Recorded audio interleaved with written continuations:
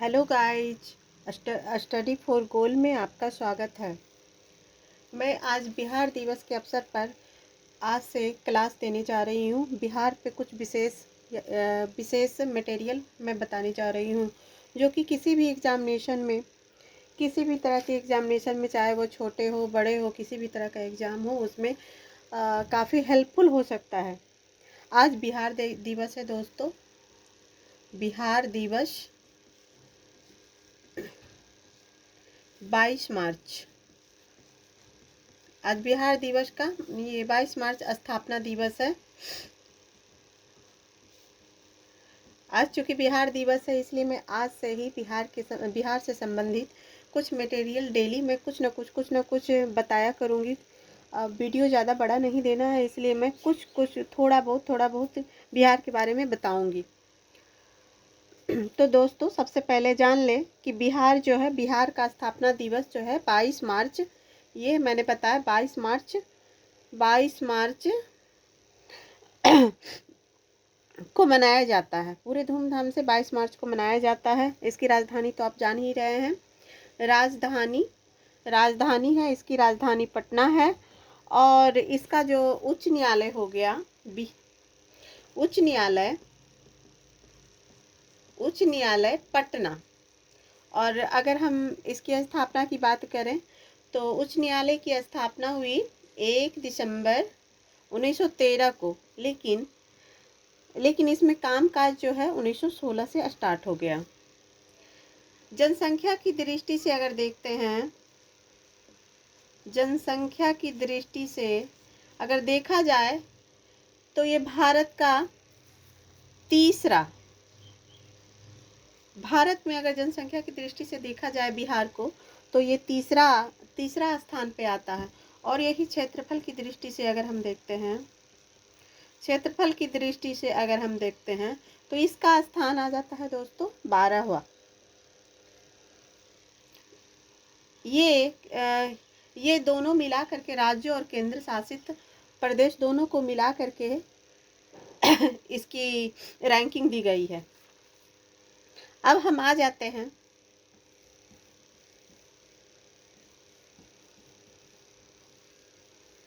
दोस्तों, कि यहाँ की जलवायु कैसी है।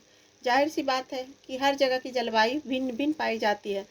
तो यहाँ की जलवायु जो है मानसूनी जलवायु है। यहाँ मानसूनी जलवायु पाई जाती है। और यहाँ जो है सामान्य वर्षा जो है, यहाँ वर्षा होती है 1205 मिमी। और जब मैं वर्षा की बात कर रही हूँ तो ये भी मैं याद दिला दूँ कि सर्वाधिक वर्षा किशनगंज में होता है। और सबसे कम वर्षा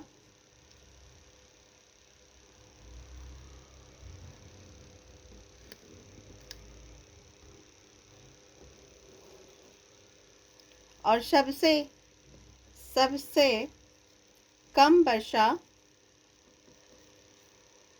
अरवल में होता है। और सर्वाधिक औसत आर्द्रता की बात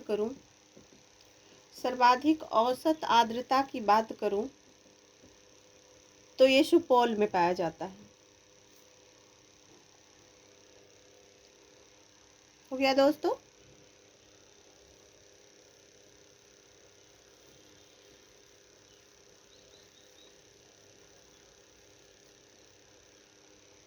अब मैं इसका अक्षांशीय और देशांतर विस्तार बताऊंगी। अक्षांशीय विस्तार और देशांतर विस्तार।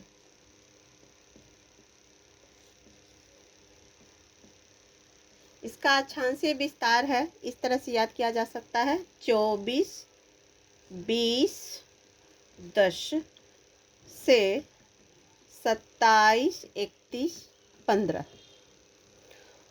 ये हो गया उत्तरी अक्षांश। और ये हो गया दक्षिणी अक्षांश।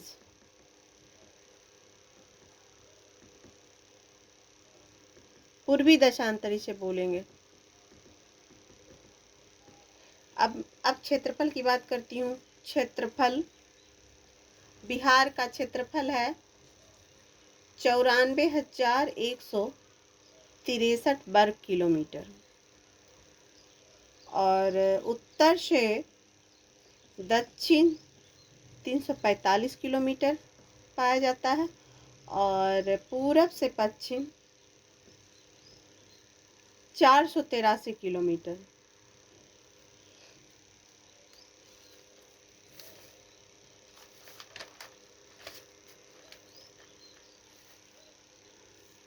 हो गया दोस्तों। अब मैं थोड़ा सा इस पे ध्यान देना चाहूँगी कि अगर बिहार दिवस है तो बिहार दिवस के अवसर पर मैं ये जान लूँ कि यहाँ राजकीय पुष्प कौन सा है, राजकीय वृक्ष कौन सा है। तो मैं यही बताने जा रही हूँ, बहुत ही इम्पोर्टेंट है। तो बिहार के राजकीय वृक्ष कौन सा है? बिहार के राजकीय वृक्ष पीपल है। राजकीय पुष्प गेंदा, जो कि हर घर में मौजूद होता है, आप लोगों ने गेंदा देखा होगा। राजकीय पशु बैल। राजकीय पक्षी गौरैया, जो छोटी छोटी चूं चूं चूं चूं सी बोलती रहती है, उसे गौरैया ही बोलते हैं, गौरैया को बोला जाता है। और राजकीय भाषा हिंदी है। वित्तीय राजकीय, यदि वित्तीय कामकाज की भाषा ली जाए तो वित्तीय राजकीय भाषा उर्दू। और दो चीज और है, राजकीय मछली मांगूर, राजकीय चिन्ह बोधि वृक्ष।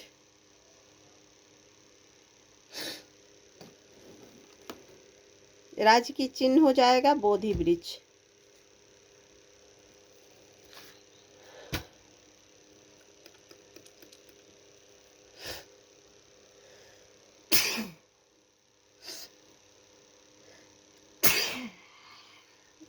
दोस्तों वीडियो लंबी हो जाएगी, इसलिए मैं यहीं पे समाप्त करती हूँ।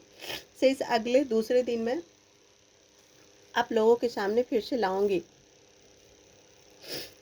और ये हमारी क्लास जो है शाम में 6 बजे आप लोगों के पास वीडियो पहुंच जाएंगे। प्लीज़ प्लीज़ दोस्तों, एक बार मेरे वीडियो को भी, मेरे ब्लॉग को भी पढ़ करके, सुन करके देखें कैसा लगता है। और अगर अच्छी लगे तो प्लीज़ दोस्तों सब्सक्राइब और लाइक भी करें। और अगर नहीं तो सिर्फ देख ही सकते हैं तो सिर्फ देख भी सकते हैं। प्लीज़ देखें और समझें और जानें, क्योंकि इससे फ़ायदा ही फ़ायदा हो सकता है, नुकसान तो होगा नहीं। बस मेरा जो वीडियो है ज़्यादा बड़ा तो है नहीं, बस थोड़ा सा आप देख करके ज्ञान प्राप्त कर सकते हैं। छोटे एग्ज़ाम में आप लोग को सफलता दिलाएगा, 100% सफलता की गारंटी है। और एक बात और मैं कहना चाह रही हूँ दोस्तों कि मैं नए ब्लॉगर हूँ और मुझसे अगर जो गलती हो रही हो, अगर बोलने में या फिर बताने में कुछ भी किसी भी तरह का हो, तो उसे प्लीज़ वेरी वेरी सॉरी दोस्तों। और प्लीज़ आप हमें सपोर्ट करें तो मैं आगे आ पाऊँगी, आगे जा पाऊँगी। प्लीज़ दोस्तों, जय माता दी। Thank you for watching.